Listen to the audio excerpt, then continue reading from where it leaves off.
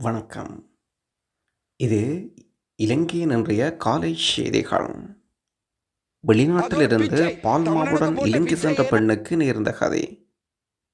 வெளிநாட்டிலிருந்து இலங்கை வந்த பெண் உட்பட இருவர் கட்டுநாயக்க விமான நிலையத்தில் வைத்து கைது செய்யப்பட்டனர். உடலை வெள்ளையாக்குவதற்கு பயன்படுத்தப்படும் விட்டமின் அடங்கிய பால்மாவுடன் வந்த இருவரை அதிகாரிகள் கைது செய்தனர். மலேசியாவின் கோலாலம்பூரிலிருந்து சட்டவிரோதமான முறையில் டின்னில் அடைக்கப்பட்ட 179 பால்மா டின்கள் நாட்டுக்கு கொண்டு வரப்பட்டன. இந்த விட்டமின் பெறுமதி 18 லட்சம் ரூபாய். நீர்கொழும்பு பகுதியைச் சேர்ந்த ஆணும் பெண்ணும் இவ்வாறு கைது செய்யப்பட்டிருப்பதாக சுங்கப்பிரிவு அதிகாரிகள் அறிவிக்கின்றனர். உங்களால் முடியாவிட்டால் நாங்கள் அடுத்த அரசாங்கத்தை பார்க்கின்றோம். சாணக்கியன். கடந்த அரசாங்கங்களில் செய்த தவறுகளை தட்டி கேட்பீர்கள் என்ற நம்பிக்கையில்தான் மக்கள் வாக்களித்துள்ளனர். உங்களால் முடியாவிட்டால் கூறுங்கள், நாங்கள் அடுத்த அரசாங்கத்தை பார்க்கின்றோம் என்று மட்டக்களப்பு பாராளுமன்ற உறுப்பினர் சாணக்கியன் வேண்டுகோள். மட்டக்களப்பு மாவட்டத்தில் எல்லைக்குள் காணிகள் ஒப்பந்தம் வழங்குவதற்கு மாநகர சபை பெண் நிற்கின்றீர்கள். ஆனால் மட்டக்களப்பு மாவட்டத்தின் முன்னாள் அபிவிருத்தி குழு தலைவர் சந்திரகாந்தன் பிள்ளையான் மட்டக்களப்பில் பிடித்த காணிகளுக்கு ஒப்பம் வழங்கியிருக்கின்றீர்கள் என்று குற்றம் சுமத்தியிருக்கின்றார் சாணக்கியன். கொழும்பில் தங்க நகைகளுடன் செல்லும் பெண்களுக்கான போலீசாரின் எச்சரிக்கை. கொழும்பில் நகைகளுடன் செல்லும் பெண்கள் போலீசார் எச்சரிக்கை வழங்கியிருப்பதுடன் அதிரகிரிய நகரில் ஆயிரக்கணக்கான மக்கள் பார்த்து கொண்டிருக்கும் போது 2 பெண்கள் ஒரு பெண்ணின் தங்கச்சங்கிலே பெண்டனை கொள்ளையடித்து சென்ற சம்பவம் இடம்பெற்றுள்ளது. திருடப்பட்ட தங்கச்சங்கிலே பெண்டன் 3.5 பவுன் பெறுமதி. அதிரகிரிய பகுதியைச் சேர்ந்த பெண் அழகு சிகிச்சை அழகு நிலையத்துக்கு சென்றுள்ளார். சல்லிருந்து வெளியே வந்தவர் அவரை அணுகியதாகவும் போலீசார் குறிப்பிடுகின்றனர். குறித்த வயோதிப பெண்ணின் கணவர் மது அறிந்துவிட்டு வீட்டில் உள்ள அனைத்து பொருட்களையும் அழித்து வருவதனால் அவருடைய கணவரின் ஜாதகத்தை பார்க்க ஒரு இடம் தெரியுமா என்று அந்த பெண்ணிடம் கேட்டுள்ளார். எனினும் அது குறித்து தெரியாது என்று கடந்து செல்லும் போது அவரை மோதும் வகையில் பின்தொடர்ந்ததாக சந்தேகம் ஏற்படுகின்றது. இந்த நிலையில் சம்பவ இடத்துக்கு வந்த மற்றொருவர் அவரை ஏமாற்றி கதைத்து நகைகளை கொள்ளையடித்து விட்டு சென்றுள்ளார்.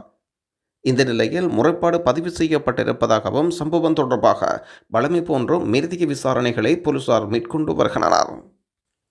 சாதாரணதர ஓயல் பரீட்சைக்கான அனுமதி அட்டைகள் வழங்கி வைப்போம்.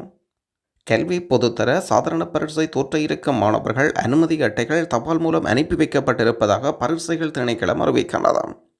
மாணவர்கள் அவர்களின் பரீட்சை அனுமதி அட்டைகள் விரைவாக வழங்குமாறு அதிபர்களுக்கும் பரீட்சை ஆணையர் நிலையம் அறிவுறுத்தலை வழங்கியிருக்கின்றனர். எதிர்வரும் 10ஆம் தேதிக்கு முன்னதாக ஒன்லைனூடாக சமர்ப்பிப்பதற்கான வசதிகள் ஏற்படுத்தப்பட்டிருக்கின்றன.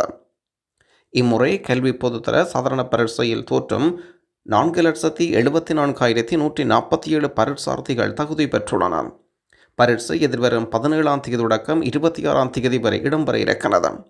3,663 பரீட்சை நிலையங்களில் நடைபெறும். இலங்கை மத்திய வங்கியினால் இன்றைய தினம் வெளியீடு செய்யப்பட்டிருக்கும் நாணய மாற்று விகிதங்களின் பட்டியல். ஆஸ்திரேலியன் டாலர் 189 ரூபா, கனேடியன் டாலர் 208 ரூபா, யூரோன்றின் பெறுமதி 319 ரூபா, சிங்கப்பூர் டாலர் 225 ரூபா, ஸ்டேலிங் பவுன் 384 ரூபா, சுவிஸ் பிராங்க் 338 ரூபா, ஐக்கிய அமெரிக்க டாலர் 299 ரூபா. தொடர்ந்து மத்திய கிழக்கு நாடுகளுக்குரிய நாணய பெறுமதிகளாக பஹ்ரைன் தினார் 783 ரூபா, குவைத் தினார் 956 ரூபா, ஓமான் ரியால் 766 ரூபா, கட்டார் ரியால் 80 ரூபா, சவுதி அரேபியா ரியால் 78 ரூபா, ஐக்கிய அரபு ராச்சியம் திர்ஹம் 80 ரூபா. செவ்வந்தி குறித்து தகவல் வழங்கினால் 12 லட்சம் ரூபா. கனிமுல சஞ்சீவ கொலையுடன் தொடர்புடைய பிரதான சந்தேக நபரான இசாரா செவ்வந்தி குறித்த தகவல் வழங்குபவர்களுக்கு சன்மானத் தொகை அதிகரிக்கப்படுகிறது. குறித்த பெண்ணை கைது செய்வதற்கான சரியான தகவல்கள் வழங்குபவர்களுக்கு 12 லட்சம் ரூபாய் பணப்பரிசில் வழங்கப்படும் என்ற போலீஸ் தலைமையகம் அறிவிக்கின்றது. பிப்ரவரி 19ஆம் தேதி புதுக்கடையில் இருக்கும் புதுக்கடை இலக்கம் 5 நீதிவான் நீதிமன்றத்தில் கனிமுல சஞ்சீவ சுட்டுப்படுகொலை செய்யப்பட்டிருந்தார். தாக்குதலுக்கு உதவியதுடன் அதற்கு ஒத்துழைப்பு வழங்கிய குற்றச்சாட்டில் இசாரா செவ்வந்தி என்ற 25 வயது பெண்ணை போலீசார் தேடி வருகின்றனர். துப்பாக்கிச்சூடு நடந்த நாளிலிருந்து அவர் இருக்கும் இடம் குறித்து சரியான தகவல்கள் எதுவும் இல்லாத காரணத்தினால் சந்தேக நபரை கைது செய்வதற்கான சரியான தகவல்களை வழங்குபவர்களுக்கு 12 லட்சம் ரூபாய் ரொக்கப்பரிசு வழங்க போலீஸ் தலைமையகம் முடிவு எடுத்திருக்கின்றனர். தகவல்கள் வழங்கக்கூடிய தொலைபேசி இலக்கங்கள் கூட கொடுக்கப்பட்டிருக்கின்றன.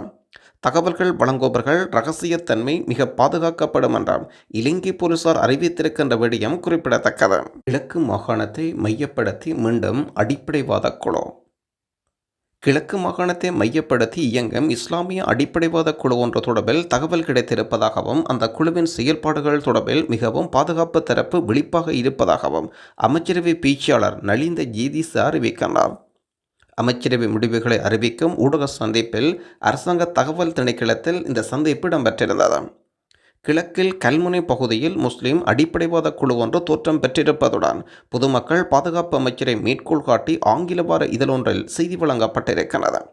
இது தேசிய பாதுகாப்புக்கு அச்சுறுத்தல் என்றும் அந்த குழுவினர் எனினும் கை செய்யப்படாமல் இருப்பதாகவும் அவர்கள் தடை செய்யப்பட்ட அமைப்பினரா என்று அமைச்சரவை பேச்சும் எழுந்திருக்கின்றது. கிழக்கு மாகாணத்தை மையமாக கொண்டு அவ்வாறான குழு ஒன்று தொடர்பில் தகவல் கிடைத்திருப்பதுடன் அது தொடர்பில் புலனாய்வு பிரிவும் பாதுகாப்பு பிரிவினரும் விசேட அவதானம் செலுத்தியுள்ளனர். பாதுகாப்பு அமைச்சு மீது குழுநிலை விவாதத்தில் உரையாற்றும் போது ஜனாதிபதி இது பற்றி குறிப்பிட்டிருந்தார். இந்த குழுவின் செயல்பாடு தொடர்பில் பாதுகாப்பு தரப்பினர் விழிப்பாக இருப்பதாக சொல்லப்படுகிறது. மஹிந்தவின் வாழ்க்கை வரலாறு படமாகின்றது. முன்னாள் ஜனாதிபதி மஹிந்த ராஜபக்சவின் வாழ்க்கை பயணம் தொடர்பில் ஒரு திரைப்படத்தை தயாரிக்கும் திட்டம் இருப்பதாகவும் மாத்திரமன்றே தற்பொழுது அது குறித்து குறுந்திரைப்படம் ஒன்று தயாராவதுடன் புத்தகம் ஒன்றும் எழுதப்படுவதாக ஸ்ரீலங்கா பொதுஜன பெரமுனவின் பாராளுமன்ற உறுப்பினர் நாமல் ராஜபக்ச அறிவிக்கின்றார். இலங்கை இந்திய தூதுவர் சந்தோஷ் ஏற்பாட்டில் கொழும்பு கோல்ஃபேஸ் ஹோட்டலில் நடைபெற்ற விசேட இப்தார் நிகழ்வில் தமிழ் சிங்கள முஸ்லிம் அரசியல்வாதிகள் விசேட பங்கேற்பாளர்கள் பங்கேற்றிருந்த விடயம் குறிப்பிடத்தக்கது. யாழ்ப்பாணத்தில் தனிமையில் வசித்து வந்த 41 வயதுடைய குடும்பஸ்தர் சடலமாக மீட்பு. யாழ்ப்பாணத்தில் தனிமையில் வசித்து வந்த நபர் ஒருவர் அவரது வீட்டில் சடலமாக மீட்கப்பட்டுள்ளார். மருதடி வீதியில் இருக்கும் வீடொன்றிலிருந்து 41 வயதுடைய வசந்தன் என்பவரை சடலமாக மீட்கப்பட்டுள்ளார். குடும்ப பிரச்சினை காரணமாக தனித்து வீட்டில் வசித்து வந்த நிலையில் குறித்த நபர் சடலமாக மீட்கப்பட்டிருப்பதாக யாழ் ஊடகம் செய்தி வெளியிட்டிருக்கிறது. யாழ்ப்பாணம் செம்மணி மனித புதைகுழி விவகாரம் அகழ்வு பணிக்கான நிதி மதிப்பீட்டு அறிக்கை வழங்க நீதிமன்றம் உத்தரவு. யாழ்ப்பாணம் செம்மணி இந்து மயான மனித புதைகுழி அகழ்வதற்கான நிதி மதிப்பு அறிக்கை மன்றத்துக்கு சமர்ப்பிக்குமாறு யாழ் நீதிமன்றம் உத்தரவு. கையில் தொலைபேசி வைத்திருந்தால் ஊடகவியர்களாகவோ அல்லது ஊடகமாகவோ மாறிவிட முடியாது. உங்கள் சுதந்திரம் மற்றவர்களின் உரிமையோ அல்லது சுதந்திரத்தையோ தடுக்கமாக இருந்தால் சட்டத்தினால் ஆட்கொள்ளப்படுவீர்கள். விதண்டாவாதமாக போலீசார் செய்வது சரியா என்று கேட்டுவிடாதீர்கள். ஒருவரின் அனுமதியின்றி ஒருவரின் முகத்தை தொலைபேசியில் வீடியோ அல்லது புகைப்படம் எடுப்பதன் தவறு. சில சமயம் குற்றம் அல்லது ஒரு சாட்சியத்தை குறித்த சம்பவம் தொடர்பில் அடையாளப்படுத்த வேண்டும் என்பதற்காக எடுத்தேனென்றால் குறித்த விடயத்தை நீதிமன்றம் ஐயவம் திரிபர கருதுமானால் அவர் பாதுகாக்கப்படுவார். யாழ்ப்பாண வங்கிகள் போலீஸ் நிலையங்களுக்கு சென்ற வீடியோ பதிவுகளை மேற்கொண்டு வரும் வெளிநாட்டிலிருந்து வந்த ராசேந்திரம் என்பவர் கைது செய்யப்பட்டுள்ளார். வரணி மகா வித்தியாலய விளையாட்டுப் போட்டியின் போது போலீசாருடன் சண்டையிட்டு அதனை டிக்டாக் வலைத்தளத்தில் பதிவிட்ட காரணத்தினால் கைது செய்யப்பட்டிருப்பதாக யாழ் ஊடகம் செய்தி வெளியிட்டிருக்கிறது. லண்டனில் இடம்பெற்ற விபத்தில் முல்லைத்தீவைச் சேர்ந்த கருணாகரன் என்பவர் உயிரிழந்திருக்கின்றார். லண்டனில் நடந்த விபத்தில் முல்லைத்தீவைச் சேர்ந்த குடும்பஸ்தர் ஒருவர் உயிரிழந்திருப்பதுடன் லண்டனில் நடந்த விபத்தில் முல்லைத்தீவு பொதுக்குடியிருப்பைச் சேர்ந்த குடும்பஸ்தர் ஒருவரை உயிரிழந்திருக்கின்றார். பாதசாரி கடவையில் வீதியை கடக்க முற்பட்ட போது வேகமாக வந்த கார் ஒன்று மோதியதில் இந்த அனர்த்தம் இடம்பெற்றிருக்கிறது. முல்லைத்தீவு பொதுக்குடியிருப்பு பகுதியைச் சேர்ந்த சின்னத்தம்பி கருணாகரன் என்ற குடும்பஸ்தரை உயிரிழந்திருக்கின்றார். இஸ்லாமியர்கள் மீதான சந்தேகம் நியாயமானதா? கிழக்கு மாகாணத்தில் முஸ்லிம் மக்களிடையே தீவிரவாத சித்தாந்தங்களை பரப்புவதற்கான முயற்சிகள் குறித்து அரசாங்கத்துக்கு புலனாய்வு தகவல் கிடைத்திருப்பதாக பொது பாதுகாப்பு அமைச்சர் ஆனந்த விஜயபால பாராளுமன்றத்தில் தெரிவித்திருக்கிறார். இந்த அறிக்கைகள் அரச புலனாய்வு சேவை, இராணுவ புலனாய்வு ஆகிய இரண்டிற்கும் கிடைத்த தகவல்களை அடிப்படையாக கொண்டவை என்றும் சொல்லப்படுகிறது. சில மத நடவடிக்கைகள் மேற்கொள்ளப்படும் இடங்களை அவதானிக்கும் போது குறிப்பாக சிறுவர்கள் தீவிரவாத சித்தாந்தங்களுக்கு ஆளாக நேரிடும் என்று கூறும் அமைச்சர் ஆனந்த விஜயபால இந்த தீவிரவாத சித்தாந்தங்கள் இஸ்லாத்தின் போதனைகளுக்கு முரணானவை என்றும் சுட்டிக்காட்டப்படுகிறது. இதுபோன்ற பெரும்பாலான நடவடிக்கைகள் கல்முனை பகுதியிலிருந்து பதிவாகி இருப்பதுடன் அரச புலனாய்வு துறை, இராணுவ புலனாய்வு இரண்டும் இந்த நடவடிக்கைகள் மீதான கண்காணிப்பை அதிகரித்துள்ளன. நாட்டில் மீண்டும் தீவிரவாதமும் இனவெறியும் பரவ அனுமதிக்க மாட்டோம் என்றும் இதுபோன்ற பிரச்சினைகள் முளையிலேயே கிள்ளி எறிந்துவிட வேண்டும் என்றும் பணியாற்றி வருவதாகவும் குறிப்பிடுகின்றார் அமைச்சர் விஜயபால. கடந்த ஆண்டு அக்டோபரில் அருகம்பே விரிகுடா பகுதியில் சுற்றுலா பயணிகள் மீதான தாக்குதல் நடத்தப்படலாம் என்ற புலனாய்வு அமைப்புகளுக்கு கிடைத்த தகவலின் அடிப்படையில் 6 பேர் கைது செய்யப்பட்டிருந்தனர். இஸ்லாமியர்கள் தொடர்பான அரசாங்கத்தின் இந்த அறிவிப்பு அதிர்ச்சியை தருகின்றது. கண்ணியமிக்க ரமலான் மாதம் ஆரம்பமாகும் இந்த தருவாயில் அரசாங்கத்தின் கருத்து வெளியாகி இருக்கிறது. அந்த மக்கள் மத்தியில் ஒரு சலனத்தையும் ஏற்படுத்தி இருக்கிறது.